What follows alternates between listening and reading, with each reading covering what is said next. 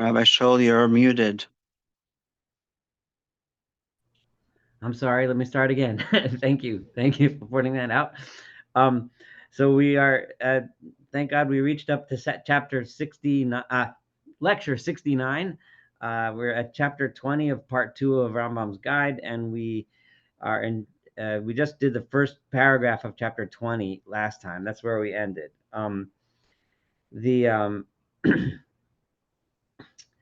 The, there's a couple of things I want to point out to understand this chapter and the next few chapters, that there's there's uh, there's really three ways of understanding how the world came to be, or why things are the way they are. One way is understanding that they are this way because they have to be, right? In other words, that would be like a scientist saying these are the rules and laws of nature, so things are this way because the laws, that's the way they are. That's just, they have to be that way because that's the way it is. It's just a fact.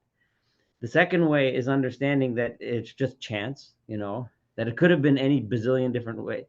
It could have not been at all. It could have been a million other ways, but it happens to be that this is how it is. And then the third way is that it is this way because there's a purpose, right? In other words, a purpose meaning someone, some entity, some being who we call God made it this way because he had a purpose for it being this way, right? He could have chosen 10 other ways or 10 bazillion other ways, whatever, but he chose this way for the reason because he wanted this end result, the one that we see. So understanding those things can help us understand.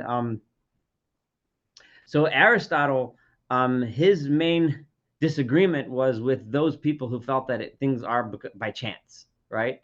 Aristotle was strong on the idea that things are the way they are because they have to be, right? And because he felt that that's the way they have to be, therefore, if this is how it has to be, then that must be how it always has been, right? Because if it was ever different, then that contradicts his rule that it is this way because it has to be, right?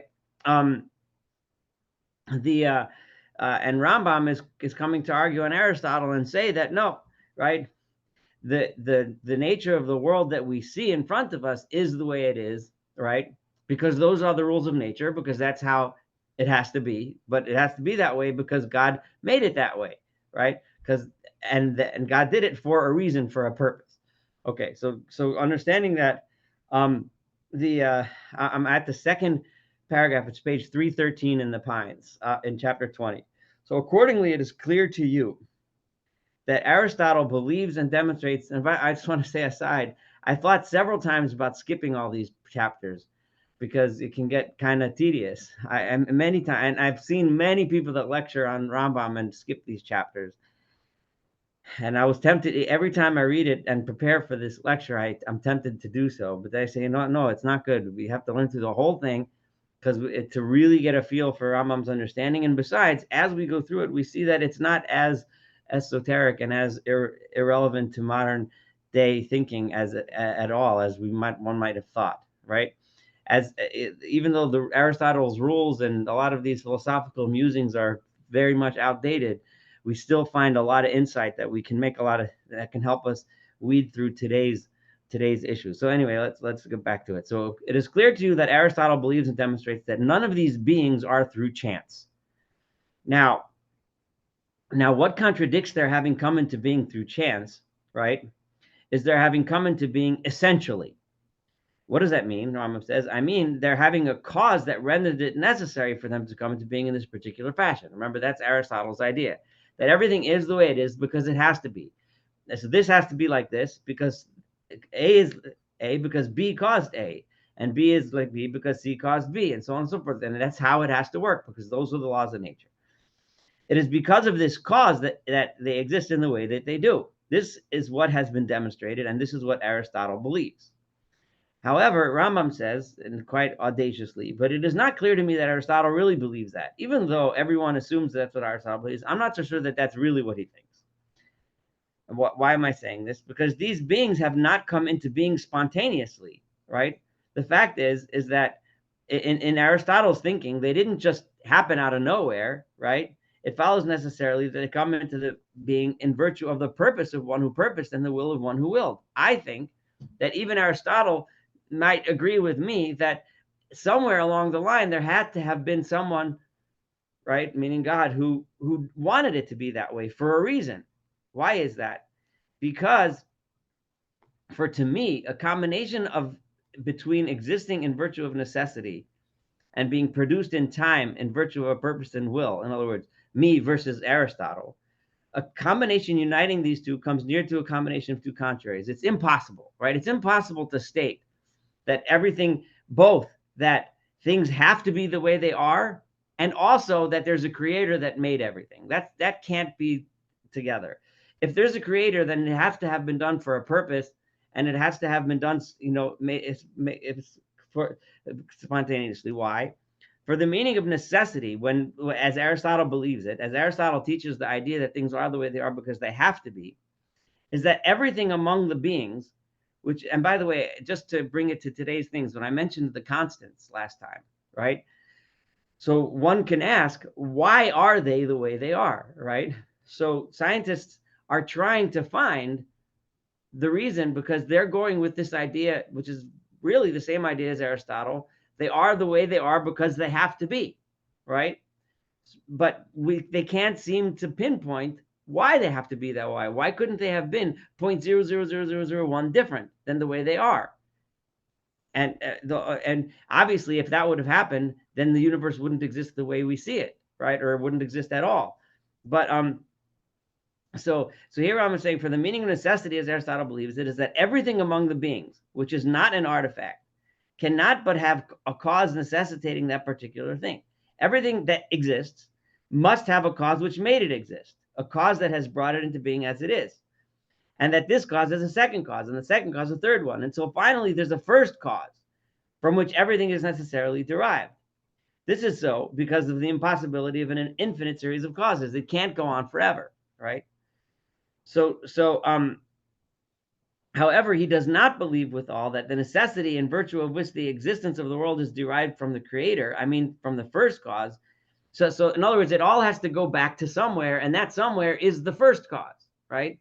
But in Aristotle's scheme, even the first cause has to be the way it is. In other words, in Aristotle's scheme, God had to make the world the way he made it, right? Now, because there was no other choice, because this is the way it has to be. As opposed to Rambam, who says that no, God could have made any myriad of things, but he decided to do this because he had a reason for it.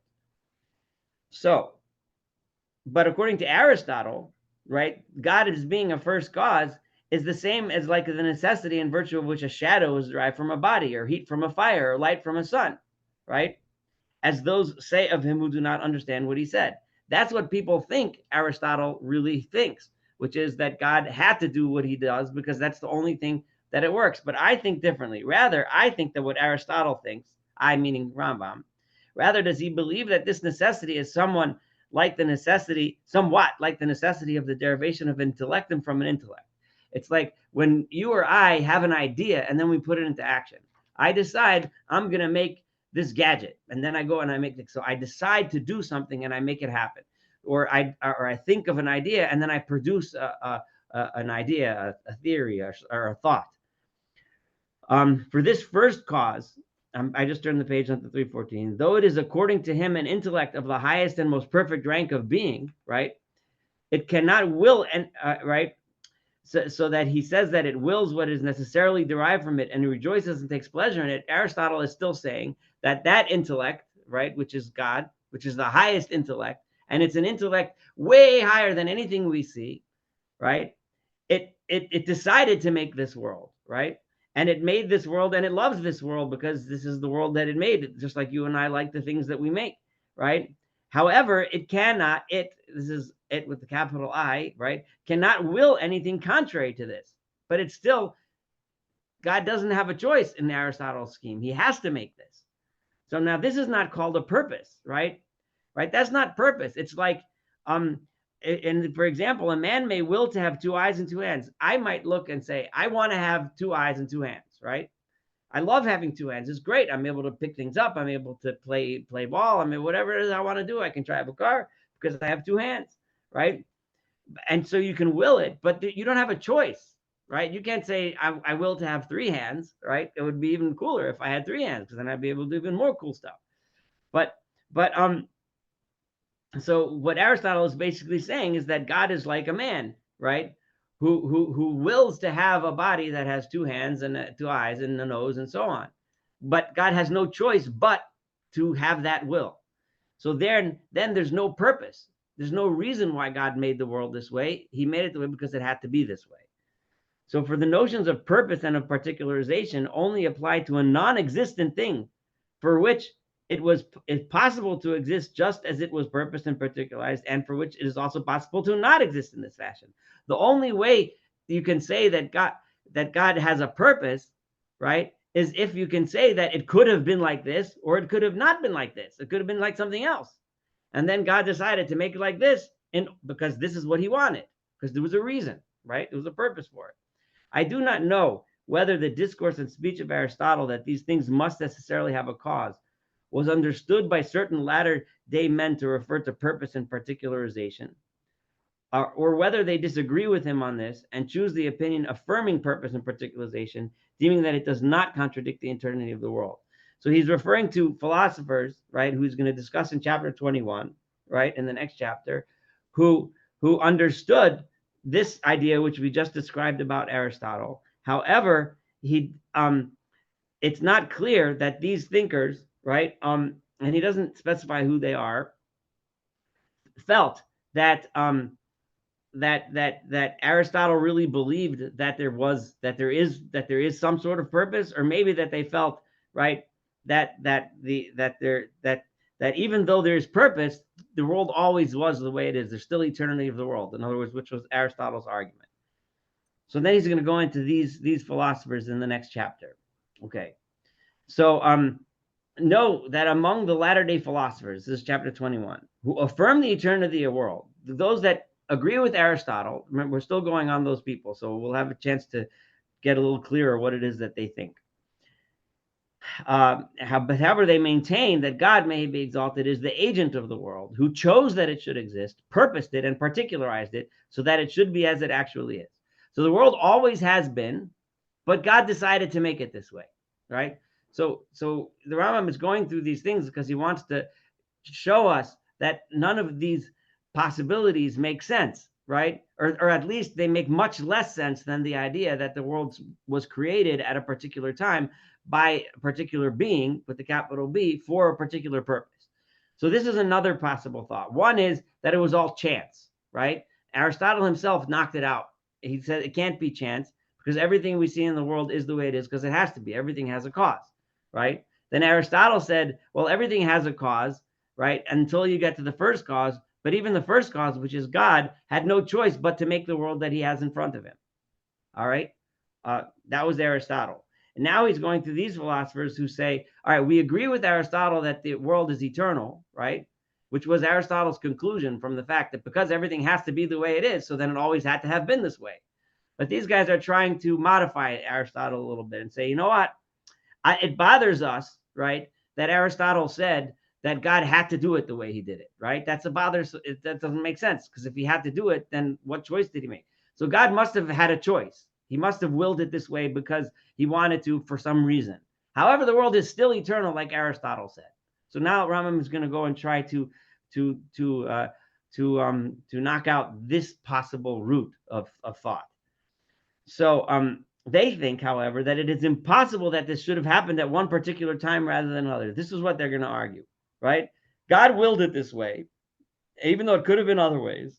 However, it doesn't make sense that God willed it this way at a certain time. In other words, what we call creation. It had to always have been like this. They say, what compels us to conceive of an agent as unable to affect a thing, unless the agent precedes the act in time, is the fact that this necessarily happens to us when we affect something, right? In other words, why is it, right, that we think, what's the point when we say that God chose something, right? We think to ourselves, right, if I am the cause of the dinner that I cooked tonight, right? So before I prepared the food that I made, right, that dinner wasn't prepared. So I preceded the dinner, right? I had to think and say, okay, I'm going to cook, this and this and this, some rice and some salad. I'm going to cook it, right? And then I had a meal in front of me, right? So I had to precede it. So therefore, we're compelled to say that if God's the creator of the world, right, then God there must have been a time when there was no world, and then God said, I'm going to make a world, and then he made it, right? So they're saying, we think that way because that's the way you and I think, right? And these guys will continue to argue as follows, right? Right. So that's why we think this way. This is so because in every agent of whom this may be predicated, there's a certain privation, right? In other words, I, as the agent, I had something missing. I was hungry. So I came home and I decided, how am I going to solve that hunger problem? I'm going to cook some rice, right? So accordingly, he is at first an agent in potentia. So first I was a guy that was hungry, that could make a meal. And then I was a guy, I was a guy that's not hungry anymore that made a meal, right? But the deity, may he be exalted, in whom there's no privation and nothing at all in potentia. God doesn't have potential things. Whatever he is always, it always was, it always will be. There's no such thing as potential versus actual. So he does not precede his act. God doesn't say, oh, I want to make a world, right? For he has always been an agent and active. And just as there is a difference, and what a difference, with exclamation, between his essence and ours, so there is a difference between the relation linking his act and himself and the relation linking our act and ourselves. So we can't prove from the fact that you and I, when we decide to do something, there has to be a moment before that thing is done, and then there's a moment when it's after when it's done. Therefore, the same thing is true of God, but that's not true because God's actions are completely different than ours. They draw the same analogy with regard to particularization and will. They'll say the same thing, right? Particularization meaning, why is this thing different? Why does it have these specific qualities as opposed to those qualities? For there is no difference between your saying when treating this matter an agent, one who wills, one who purposes, one who chooses freely, or one who particularizes. They're all the same thing. So, and they say it is also impossible that his act or his will should change, as we have explained. So, therefore, since God doesn't change, God's will doesn't change. And if God's will was to have this world, then God's will must have always been to have this world like this. So there was never a moment of creation. Okay. So that is what these people say, and their argument sounds pretty good. So let's see what the Rambam has to say about this argument. It has already become clear to you who are engaged in the study of this, my treatise, if you've been reading this book, that these people have altered the term necessity, but have let its meaning remain, right? The end of the story, right? They're saying the same thing, right? They tried to say that God didn't need to have it this way, which is what Aristotle said, remember? So that was their step closer towards the Torah, right? Aristotle said that God made it this way because it has to be this way. So they say, no, it doesn't have to be. He chose to make it this way. He made this particularization. He made each piece of matter have its qualities because he wanted it to be that way. But the bottom line is they let the meaning remain, right? Perhaps they intended to choose a more beautiful expression or to get rid of one that is shocking. They didn't want to say that God had to do this, so they had to fudge it around a little bit. But in the end, they have the same thing as Aristotle. Why? They didn't really get past him. For the meaning of the assertion as maintained by Aristotle that this being proceeds necessarily from its cause and in perpetual in virtue of the latter's perpetuity, right? In other words, the assertion of Aristotle was that the being, meaning God, right? I'm sorry, that everything in the world proceeds from the cause, which is God, right? And it always has to be because it always has to be that way because that's how it has to be. That cause ultimately being the deity is identical with the meaning of their assertion that the world derives from the act of the deity or exists in virtue of his purpose, will, free choice, or particularization, right? But that it has always been and will always be as it was, right? Because if this is how it's always been, right? And what they're saying is that God has always been making the same choice, and God has always been had the same will, and God has always been particularizing things the way he has been. Just as the sunrise is indubitably the agent of the day, though neither of them precedes the other in point of time. He's still saying that it's a cause because it has to be, right? Just like it's like saying that the sun rising causes the world to be light. And the Rambam's view, and those, it seemed to be that it was simultaneous. Now we know that it's a teeny tiny split second based on the speed of light when the sun rises before it's light here. But in simple observation, it's instantaneous, right? So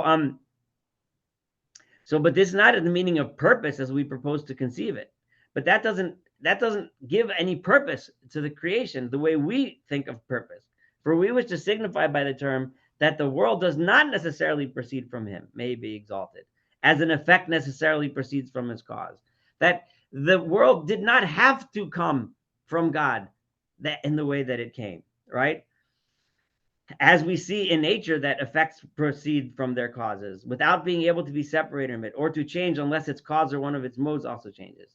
Now, if you understand the meaning of the term in this way, it is already known that it is absurd to say that the world necessarily proceeds from the being of the deity as an effect proceeds from its cause. And it is further known that the world has come about through an act of the deity or through his particularization. So what they haven't gained anything, right? They called it different words, but ultimately what they're saying is, and I'm trying to fully grasp this myself, ultimately what they're saying is that is that this is how it's always been, right? Because that's always how it had to be, right? They're just calling it something else. They're saying the particularization always had to be. But the bottom line is the same thing. Whereas we're saying that no, it didn't have to be. It did not have to be this way. It could have been other ways, and God could have decided that it should be in different ways. All of this driving towards the point that Rambam really wants to get into our minds, that that according to the Torah, according to the Rambam's view that he's driving at, the world did not have to be this way. God did not have to create it this way, but he decided to do so because he willed it this way. And if that's the case, there's a reason why it's this way.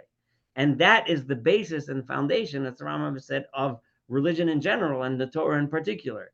Once you determine that there's a reason why the world is the way it is, and God created it for a purpose, then you can start wondering what that purpose is. Then you can start trying to define what that purpose might be. Accordingly, the matter is reduced to this, and the discussion finally leads us to an inquiry concerning the diversity existing in the heavens, with regard to which it has been demonstrated that it must necessarily have a cause. The things in the heavens must have had a cause, right? And just like the things on the earth had a cause. In other words, the spheres and the stars that are embedded within the spheres and how they circle around and so on. The inquiry concerns, what question do I want to ask? It concerns the question whether this cause is the grounds of this diversity, right? In other words, whatever the cause is that made the heavens the way they are, right? Is that cause the cause that created the diversity that we see here on Earth? In other words, that ultimately, that whatever it is that causes the spheres to go around is what causes the things on the lower levels to do what they do, and all the way down to our level where we see this incredible diversity of beings that we see on this planet, right? The latter, or whether this cause is the agent that has brought about this diversity, right? And has particularized it in the way in which we, the followers of Moshe, our master, believe. Or, in other words, is it that God, the first cause, created those spheres, and then the spheres are making the particularization that we see here? Or is it the way we, the followers of Moshe Rabbeinu, believe, that the cause is God, right? It wasn't a decision of lower beings that decided to make the particularization, but it was God's intent to make all this particularization that we see. And the term particularization, when Rambam says that, what we should be thinking about is the incredible diversity of, I'm going to say life, but it's not just life. It's incredible diversity of beings, which includes, rocks and volcanoes and oceans, things not necessarily alive too, right? And the particularization of all matter that we see in front of us, right? We shall speak of this after we have first set forth a preface by which we shall explain to you the meaning of the necessity maintained by Aristotle, so you can see it. I want you to understand what Aristotle means when he says that it has to be that way. I know we've talked about it a bunch, but Rambam still feels like we need to really ingrain in our mind, and it's crucial because Rambam believes that it's important for us to understand what we are against in order for us to also understand what it is that we're for, right? Thereupon, I shall begin to explain to you, with the help of speculation and philosophical proofs devoid of falsification, like irrevocable proofs, my preference in favor of the opinion according to which the world has produced in time. So once I really explain to you what Aristotle says, then you'll really understand why our view, why Rambam's view, the Torah's view, Moshe Rabbeinu's view is makes so much more sense. So now let's going to go to Aristotle. So when he says that the first intellect necessarily proceeds from God, right? The second from the first, the third from the second, and so on. And also when he holds that the spheres necessarily proceed from the intellects, right? Remember the intellects that drive the spheres around, that make the decision, that tell the spheres to move. And each one derives from the one above it, and so on. We went through this many times. And when he sets forth the famous order that you know from various passages in his writings, so those of us that have been reading Aristotle on their spare time know this from his writings many places. That order of which we have already expounded a part here, right? It is clear that he does not wish to signify thereby that first a certain thing was, and then later the thing necessarily preceding the first thing was not. He doesn't mean to say that God created the upper sphere, and then the upper sphere was the cause of the next sphere, and then the next sphere was the cause of the next sphere, and the next sphere was God, as if that would happen in a succession over time. That's not what Aristotle means, right?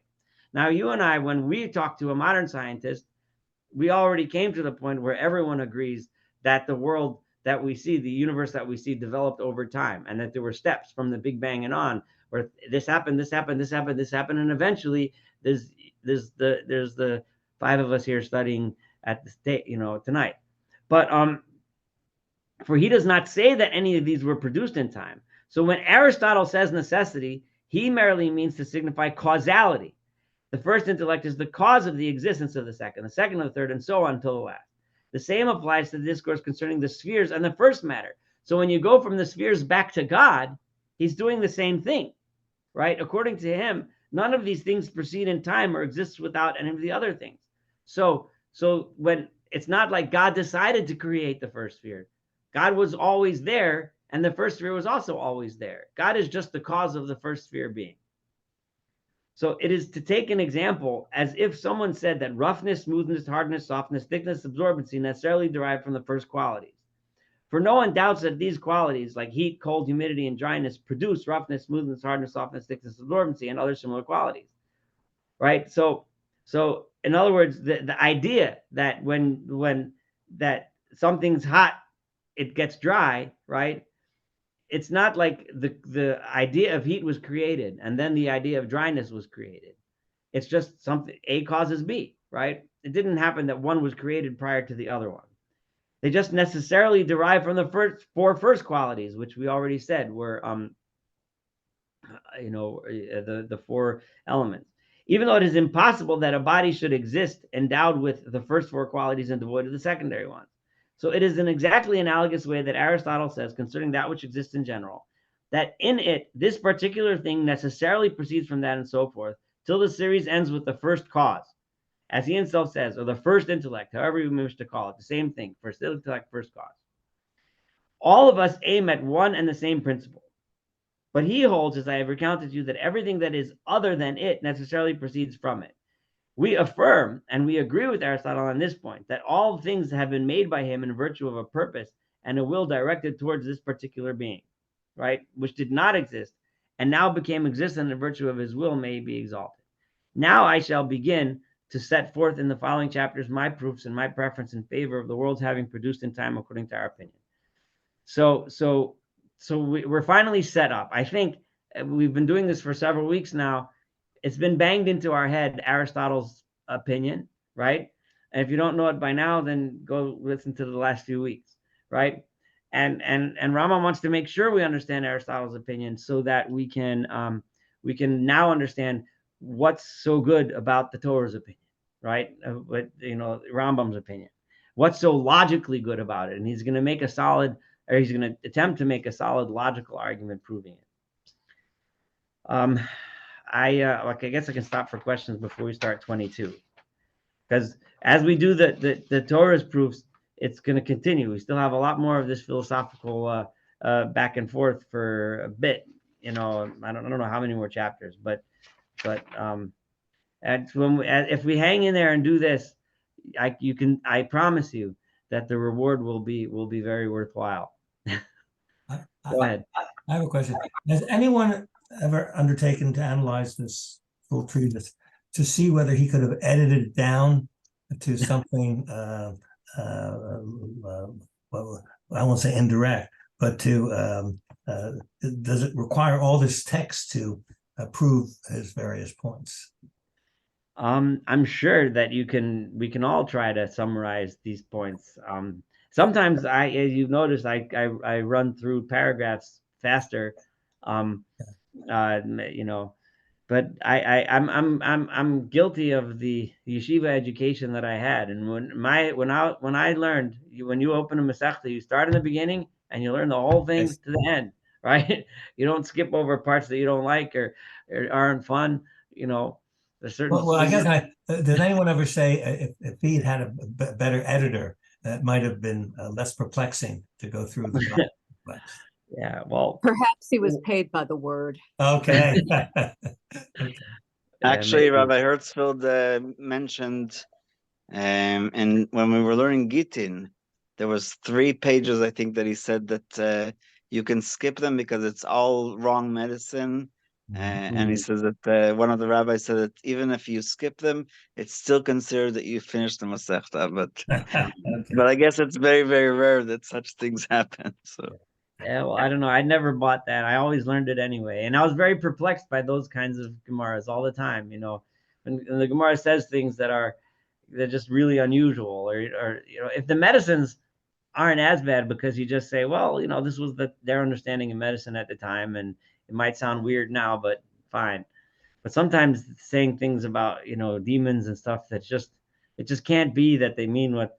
Every once in a while you're reading that and you're scratching your head 90% of the time, and then you hit a line and you say, wait a minute, I think like this you know, this actually has some, you know, all of a sudden you like a ray of light shines forth and you think, you know, this doesn't mean like this. I think this means something else, you know, and all of a sudden you have like a pearl of wisdom there.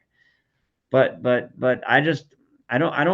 reason why I don't want to skip is because we'd miss a lot of things. And I tell you that to me, what I've gained is the understanding. The idea of Aristotle is very not Aristotle's philosophical conclusions. Those are long since, you know, gone, right? But but but the underlying principle of Aristotle is that science is the way it is because it has to be, right? And this is, you know, and maybe it took several weeks of us studying this over and over again to really appreciate that. Because if you talk to a scientist who's an avowed atheist, right, they will to this day say the same thing, right? In other words, why is it that, you know, the table is a table? Because it's made of wood, and these are the qualities of wood. Why is the qualities of wood? Well, if you study the properties of the elements that make up wood and how it was created and the whatever, you know, and why is it that when you punch someone this hard, he flies this far? And these are the laws of physics. And why is it? And then he'll keep going down until you learn the chemistry, and then you learn the chemistry, and eventually you get to the atom and the structure of the atom. They are, and all these rules are because they have to be. And if you and then you get to a point where, okay, well, I explained the weak force or the strong force of the subatomic particles, right? You know, what force is it that, you know, we know that like you know, that positive and positive charges repel each other, right? And positive and negative charges attract each other, right? But in the nucleus, there's a whole bunch of protons. Why don't those protons repel each other, and what keeps them together? So there's the strong nuclear forces and the weak nuclear forces that keep that together, you know. And those forces have been mathematically defined as 0.1232624212 through, is it 0.00 to the nth, God knows how much, like sometimes thousands and thousands of numerals to the exact number of how strong or weak it has to be, right? Why? Right? Well, it's because it has to be. But no one answered that question yet. No one has answered why was. We all know that if it was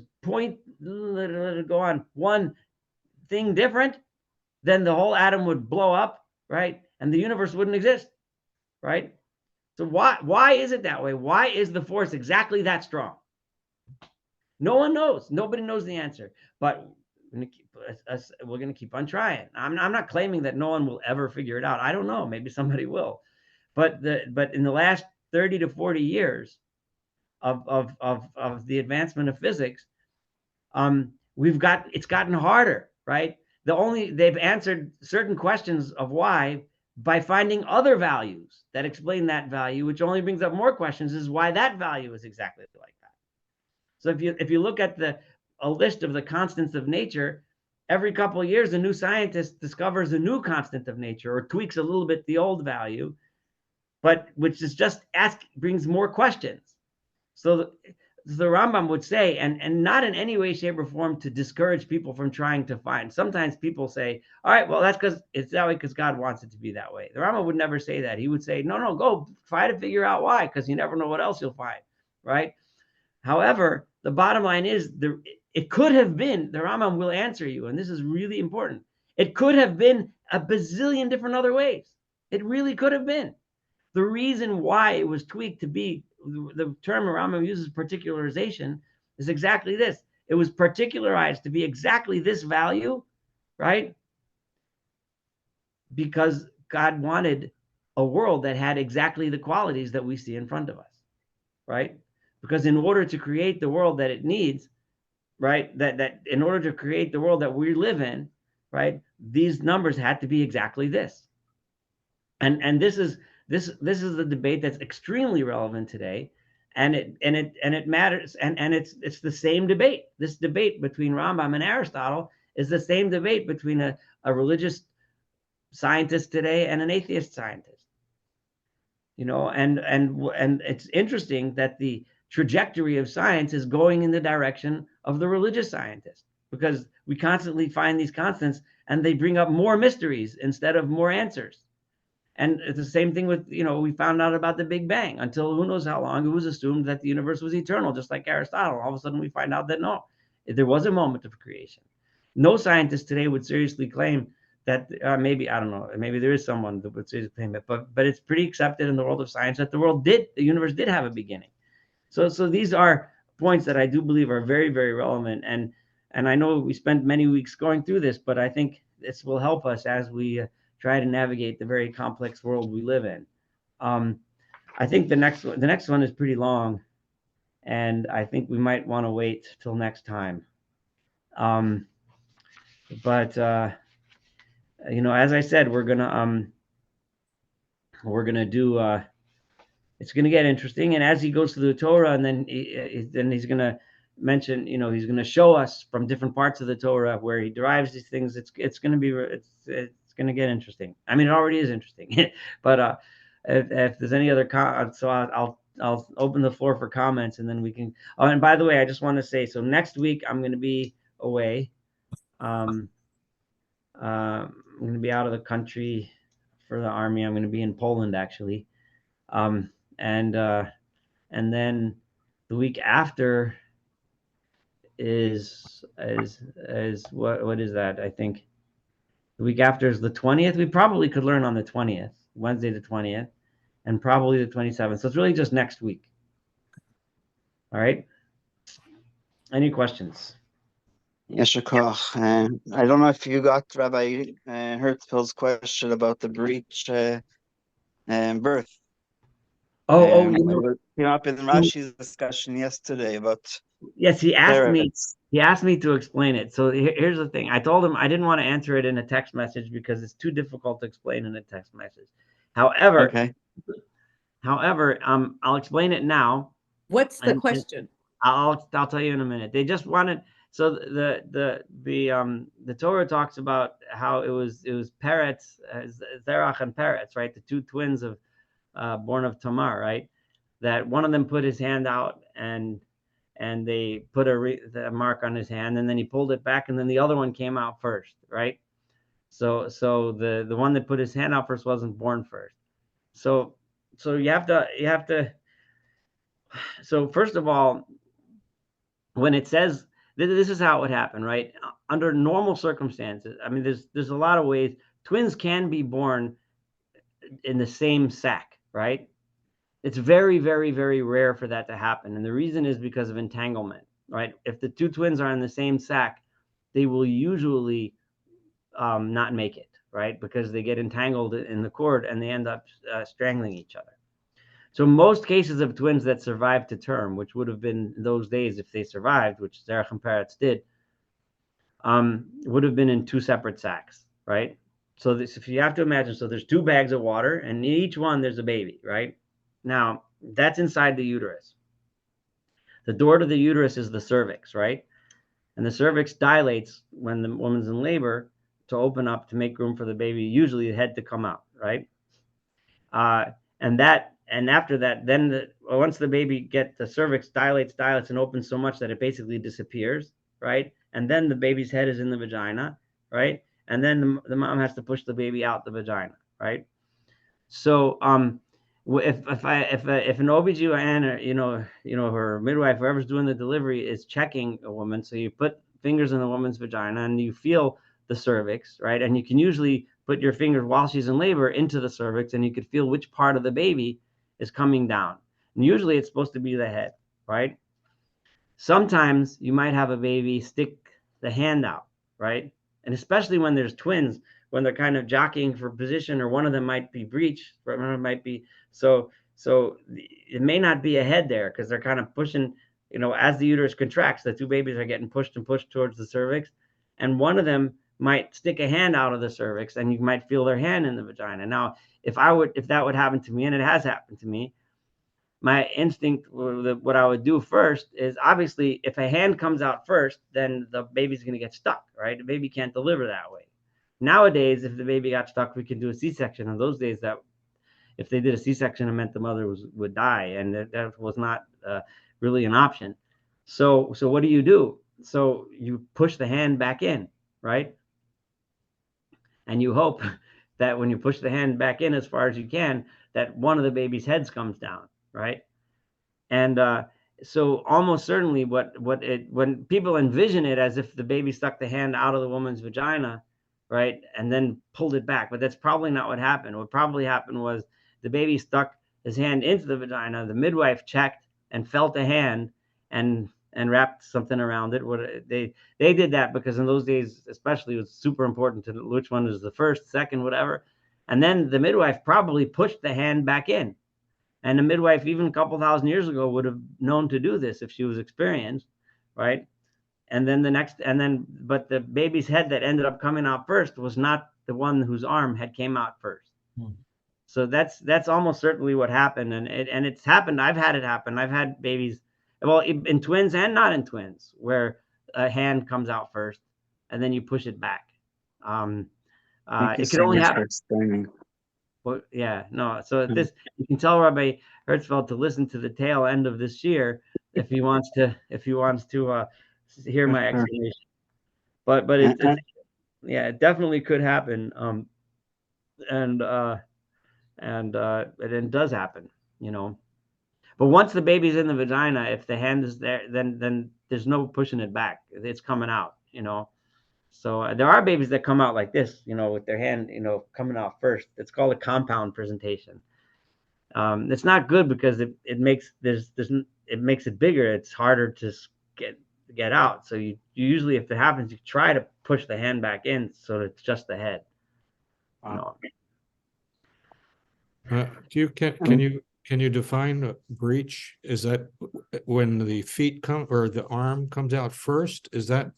Yeah. So breech is when it's the bottom of the body comes out before the head. There's different types of breech. Oh. So if the 2 feet come out, right, like literally you can, if you do check a woman and there's 2 little feet coming out of her vagina, that's called double footling breech. Right, that's one kind of breech, and there's a lot of different types of breech depending on the position. Mm-hmm. But the most common kind of breech is it's not called complete breech. It's slipping my mind. It's it's when the baby's kind of folded in half and comes out butt first. Oh. So because babies' joints are a lot more flexible than ours, so they can get all kinds of contortions, and they're frank breech, that's the word I'm looking for. Frank breech. That's where it's basically like a very tight V shape and the baby's feet are like up near the baby's head. And then complete breech is kind of like sitting Indian style, where the baby comes out butt first, but the feet are all tangled up in front of the baby. And then footling is when one foot comes out and the other foot is folded up. And double footling is when both feet are coming out. Mm-hmm. Thank you. No problem. Thank you very, very much. Safe And travel. something completely not related, but going back Yeah. to Mor Nevuchim, Yeah. I got a stamp today from Yemen, and at the bottom of it, it says Mutaka. So I was thinking about the Mutakaman. So like Right. it sounds like something that was already like an original name of the Yemen, obviously not republic, but Yeah. kingdom or whatever. So, Interesting. I wonder. If we had an Arabic expert, they could enlighten us on that one. All right. Well, thank you. Thank you very much, Okay. everybody. Have a wonderful Chag Sameach, Nasiya Tova. Hanukkah. Have a wonderful evening. Take care. Okay, Chag thank you. Sameach. Hugs, Bye.